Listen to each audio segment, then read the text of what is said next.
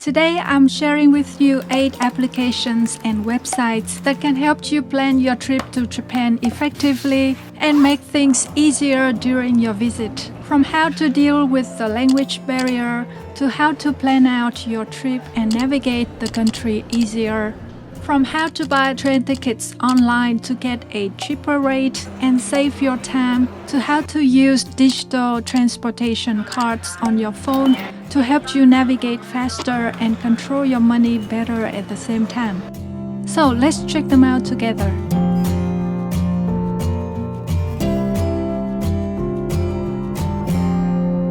First up on my list is an application that helps you deal with the language barrier, and that is Google Translate. In most of public places in Japan, especially train stations, bus stations, airports, the signs are mostly in Japanese and English, so you shouldn't have any challenges with regards to the language. But if you go further away from big cities, or if you go to local restaurants, or go shopping for Japanese products, basically it's only Japanese. So in those cases, Google Translate really comes in handy.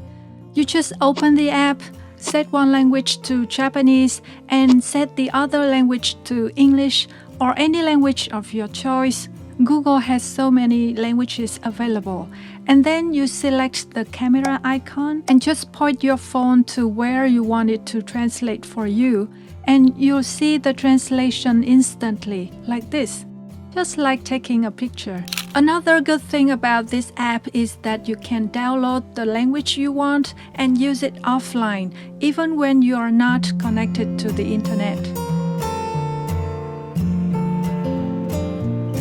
The second tool may be very familiar to you, and that is Google Maps. You may already have this application on your phone, and you can just use it for your trip in Japan.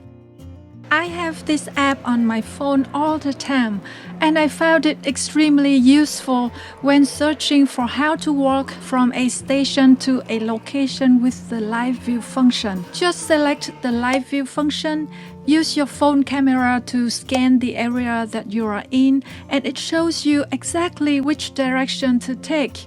With this function, you just can't get lost. And you can also use it to find the optimal train route in Japan. Personally, I don't use Google Maps for trains, but I found that it's usable too. If you only want to have one navigation app, Google Maps is definitely the best option. Number 3 on the list is another navigation app, and this one is more specifically for Japan. It's called Japan Travel. Japan Travel is an app by Navitime, one of the top companies providing navigation apps in Japan.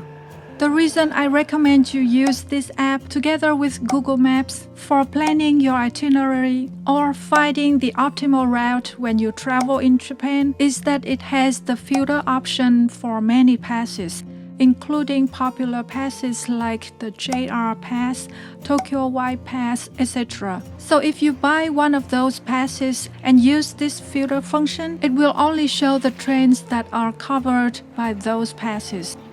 And I found this function to be really useful, easier to understand, and can help you save some time too. Number 4 is an app called SmartX. SmartX is an app provided by JR Central, JR West, and JR Kyushu, 3 companies of the Japan Railways Group.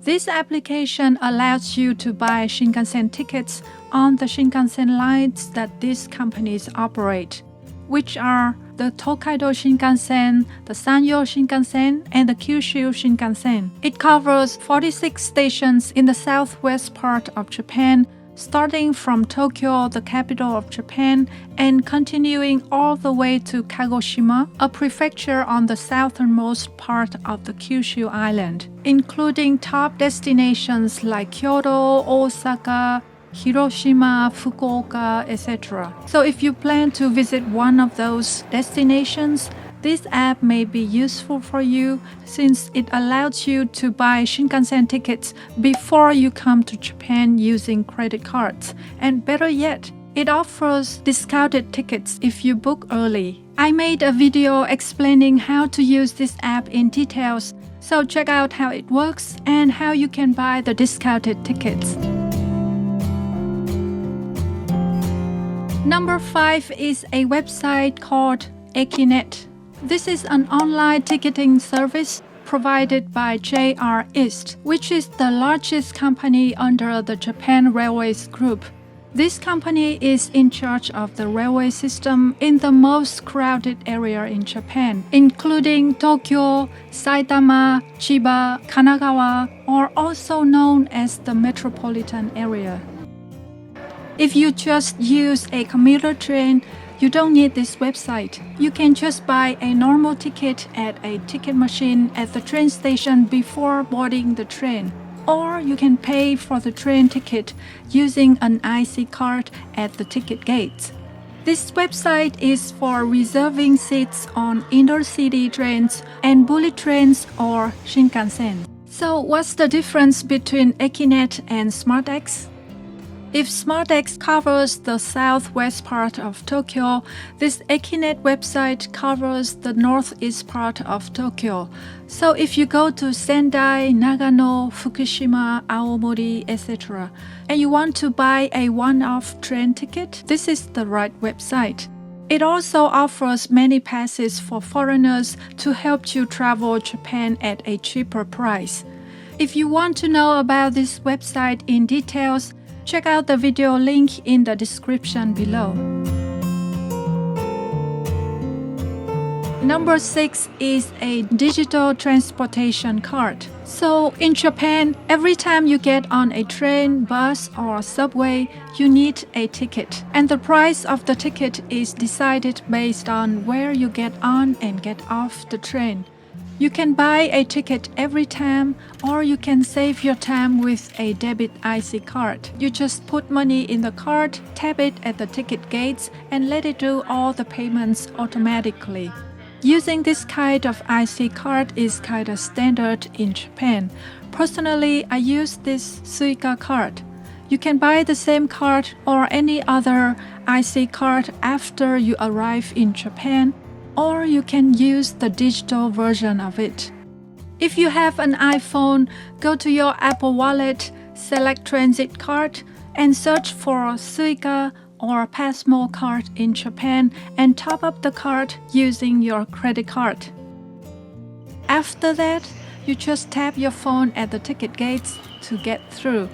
Of course, you can use it just like a physical card, meaning you can use it to pay for buses, subways, convenience stores, vending machines. Some taxi companies accept this card payment too.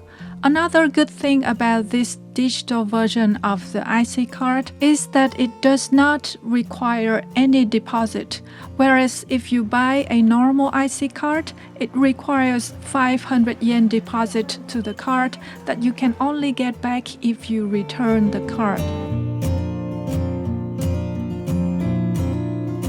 Number 7 is an application called Japan Wi-Fi Auto Connect.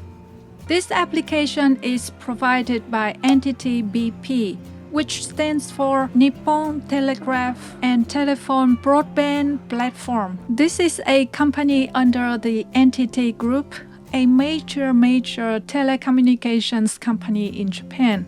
When you visit Japan, there are two options when it comes to Wi-Fi internet.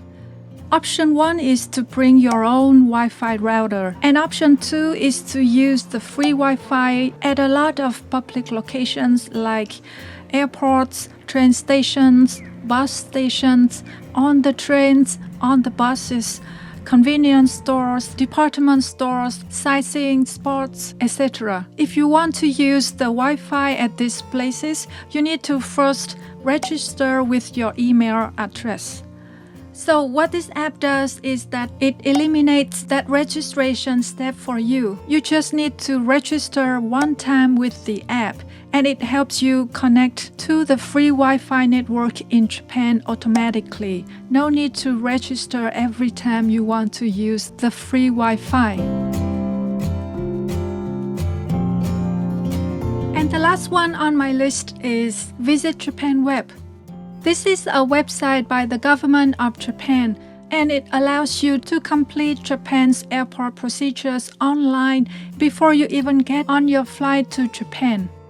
The purpose of this website is to reduce the waiting time at the airport in Japan and provide a smooth entrance to the country. This online method is not compulsory. You can choose to do the airport procedures in the traditional way by paper. Personally, I just found it more convenient and faster doing all the procedures on my phone. If you want to know step by step how to do these airport procedures online, please check out the video link below.